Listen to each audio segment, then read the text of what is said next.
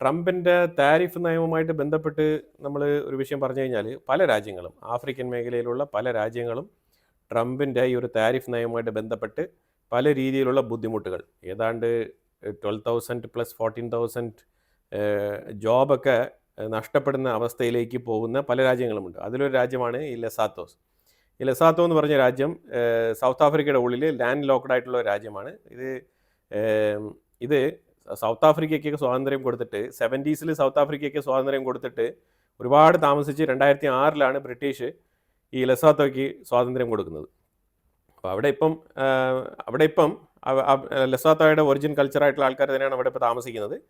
പക്ഷേ അവർ ഏറ്റവും കൂടുതൽ ഇപ്പം ഈ അപ്പാരൽ മാനുഫാക്ചറിങ്, അതായത് ക്ലോത്താണ്, ഒരു ഗാർമെൻറ്റ് കമ്പനിയാണ് ഏറ്റവും കൂടുതൽ അവരവിടെ നടത്തുന്നത്. ഏതാണ്ട് ഗാർമെൻറ്റ് മാനുഫാക്ചറിങ് കമ്പനിയിൽ മാത്രം ഏതാണ്ട് 12,000 തൊഴിലാളികൾ അവരെ ആശ്രയിച്ച്, അതായത് 12,000 പെർമനൻറ്റ് തൊഴിലാളികൾ അവരെ ആശ്രയിച്ച് 14,000 ഡിപ്പെൻഡൻറ്റ് തൊഴിലാളികളുണ്ട് അവിടെ. അപ്പോൾ ഇത്രയും തൊഴിലാളികളുടെയും തൊഴിൽ നഷ്ടപ്പെടുന്ന രീതിയിലാണ് ഇപ്പം ട്രംപിൻ്റെ ഈ ഒരു താരിഫ് നയം ആ ഒരു ചെറിയ രാജ്യത്തിന് നെഗറ്റീവായിട്ട് ഇമ്പാക്റ്റ് ഉണ്ടാക്കാൻ പോകുന്നത്, ബാധിക്കാൻ പോകുന്നത്. അപ്പോൾ അതൊക്കെ വളരെ ക്രിട്ടിക്കലായിട്ടുള്ള വിഷയങ്ങളാണ്. ഇത്രയ്ക്കും 50% താരിഫ് എന്ന് ആദ്യം പറഞ്ഞിട്ട് ട്രംപ് വീണ്ടും 15% മാത്രമാണ് താരിഫ് നിശ്ചയിച്ചിരിക്കുന്നത്. ആ 15% തന്നെ ആ രാജ്യങ്ങൾക്കൊക്കെ പിടിച്ചു നിൽക്കാൻ പറ്റുന്നില്ല എന്നുള്ള അവസ്ഥയാണ്. അതാണ് നമ്മൾ മനസ്സിലാക്കേണ്ടത്.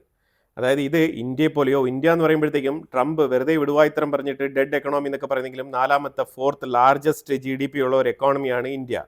അപ്പോൾ അതുകൊണ്ട് ഇന്ത്യ ഇതൊക്കെ സർവൈവ് ചെയ്ത് വരുമെന്ന് പറഞ്ഞിട്ട് ബാക്കിയുള്ള ചെറിയ രാജ്യങ്ങൾ, ഈ രീതിയിൽ പോലും എക്സ്പോർട്ടിങ് ഇമ്പോർട്ടിംഗ് ഒന്നും ഇല്ലാത്ത രാജ്യങ്ങളൊക്കെ ഏതവസ്ഥയിൽ ബാധിക്കപ്പെടും എന്നുള്ളത് നമുക്ക് പറഞ്ഞ് മനസ്സിലാക്കാൻ പറ്റാത്തൊരവസ്ഥയാണ്. അപ്പോൾ ആ രീതിയിൽ മറ്റുള്ള രാജ്യങ്ങളൊക്കെ ഈ അമേരിക്കൻ താരിഫ് നയത്തോട്, ട്രംപിൻ്റെ പുതിയ താരിഫ് നയത്തോടുള്ള വിയോജിപ്പ് രേഖപ്പെടുത്തി തുടങ്ങിയിട്ടുണ്ട്. നമ്മൾ ഇന്നലെ തന്നെ സ്വിറ്റ്സർലാൻഡിൻ്റെ കാര്യം പറഞ്ഞിട്ടുണ്ടായിരുന്നു.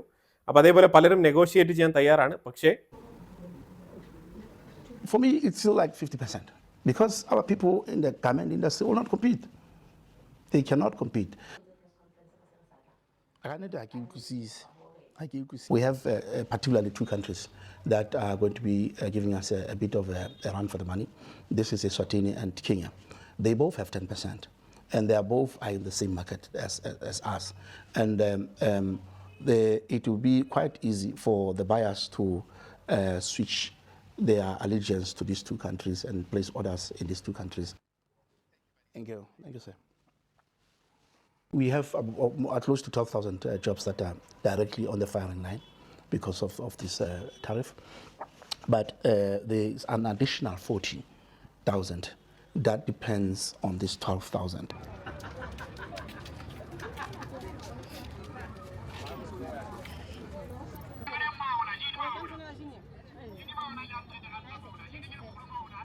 പക്ഷേ ഈ ഒരു താരിഫ് നയം എത്രമാത്രം നെഗോഷിയേറ്റ് ചെയ്ത് മുന്നോട്ട് കൊണ്ടുപോകാൻ പറ്റും എന്നുള്ളതിൽ യാതൊരു പ്രതീക്ഷയും ഇല്ലാത്ത അവസ്ഥയിലാണ് ബാക്കിയുള്ള ആഫ്രിക്കൻ രാജ്യങ്ങളൊക്കെ.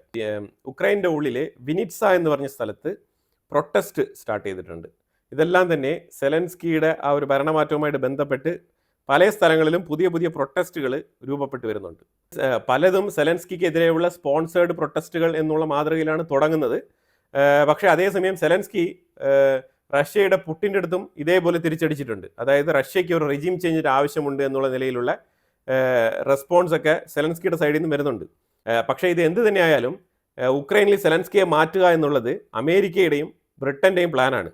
അതുകൊണ്ട് തന്നെ ഇതിനകത്ത് കൂടുതലൊന്നും സെലൻസ്കിക്ക് ചെയ്യാനില്ല.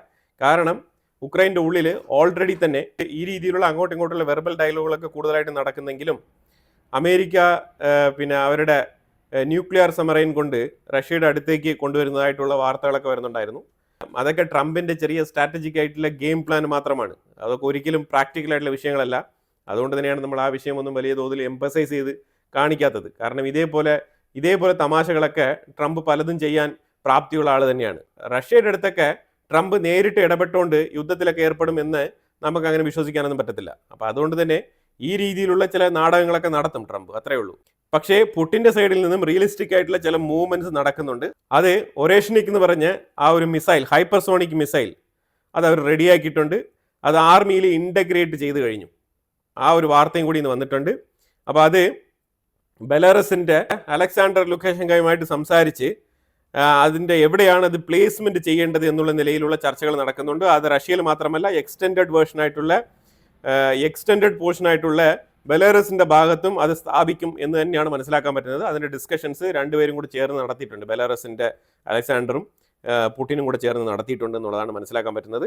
അപ്പോൾ അതുപോലെ തന്നെ ആർമിയിൽ ഇത് ഇൻ്റഗ്രേറ്റ് ചെയ്ത സ്ഥിതിക്ക് ഇപ്പോൾ ഒറേഷനിക് എന്ന് പറഞ്ഞു കഴിഞ്ഞാൽ അത് ലോവർ ക്വാണ്ടിറ്റി ന്യൂക്ലിയർ വെപ്പൺ മാതൃകയിലാണ് അത് ഉൽപ്പാദിപ്പിച്ചിരിക്കുന്നത്. അപ്പോൾ അത് കോംപ്രിഹെൻസീവ് വെപ്പൺ ആണെന്ന് പറഞ്ഞാലും അതിന് വലിയ രീതിയിലുള്ള ഇമ്പാക്റ്റ് ഉണ്ടാക്കാനുള്ള കപ്പാസിറ്റി ഉണ്ട് ഈ ഒറേഷനിക് മിസൈലിന്. ഈ യുദ്ധകാലത്ത് തന്നെ ഇത് പരീക്ഷണം നടത്തി വിജയകരമായിട്ട് പരീക്ഷണം പൂർത്തിയാക്കിയതുമാണ്. അപ്പോൾ അതുകൊണ്ട് കുറച്ച് കെയർഫുൾ ആയിട്ടിരിക്കുന്നതാണ് നല്ലത്. എവിടെ എങ്ങാനും ഭ്രാന്ത് മൂത്ത് ഒരെണ്ണം ഇട്ട് തന്നു കഴിഞ്ഞാൽ നല്ല ബുദ്ധിമുട്ടാവും. പിന്നെ പുടിൻ അമേരിക്കയ്ക്ക് കൊടുത്തിരിക്കുന്ന മറുപടി ട്രംപ് സൂക്ഷിക്കണം, ഇത് റഷ്യയാണ്, ഇത് ഇറാൻ അല്ല എന്നും കൂടി പറഞ്ഞു വെച്ചിട്ടുണ്ട്. ഇത് ഇറാൻ അല്ല, നിങ്ങൾ ഇറാൻ്റെ മുന്നിൽ പോയി നിന്നത് കണക്ക് ഇവിടെ റഷ്യയുടെ മുന്നിൽ വന്ന് നിൽക്കരുത് എന്നും കൂടി പറഞ്ഞിട്ടുണ്ട്. Meanwhile, on the battlefield, Putin reported that Russian forces are making advances along the entire front line. Russian President Vladimir Putin has announced that the first mass-produced Oreshnik hypersonic missile system has officially entered service with the Russian armed forces. The announcement was made during Putin's meeting with Belarusian President. According to Russian defense officials, the Oreshnik missile was successfully battle-tested last November during a strike on a Ukrainian military factory. The system is believed to be both nuclear capable and highly precise in its conventional form, with destructive power reportedly comparable to a low-yield nuclear weapon. We have manufactured the first batch of Oreshnik missile system as it entered mass production. It has been delivered to the army. This is one thing. While Putin has previously emphasized the conventional use of the system, the missile's potential for nuclear payloads raises fresh concerns among global security analysts, especially amid ongoing escalations in Eastern Europe. US President Donald Trump on August 1st declared that he has ordered 2 nuclear submarines to be positioned in appropriate region. The move, according to Trump, is in direct response to threatening remarks made by former Russian President Dmitry Medvedev. In a post on Truth Social, Trump wrote, "Based on the highly provocative statements of the former president of Russia, Dmitry Medvedev, who is now the deputy chairman of the Security Council of the Russian Federation, I have ordered 2 nuclear submarines to be positioned in the appropriate regions, just in case these foolish and inflammatory statements are more than just that. Words are very important and can often lead to unintended consequences. I hope this will not be one of those instances. Thank you for your attention to this matter." According to Sky News, the statement came after Medvedev, who now serves as deputy chairman of Russia's Security Council, warned the United States to remember that Moscow still possesses Soviet-era nuclear strike capabilities intended for last resort scenarios. Reporting about the event, Bloomberg noted that Trump did not provide specific details regarding where the submarines are being deployed or what operational directives are involved. ഇതിനെക്കുറിച്ചുള്ള അഭിപ്രായങ്ങൾ comment ബോക്സിൽ രേഖപ്പെടുത്തുക. കൂടുതൽ വിഷയങ്ങളുമായിട്ട് അടുത്ത വീഡിയോയിൽ വരാം. Thank you so much.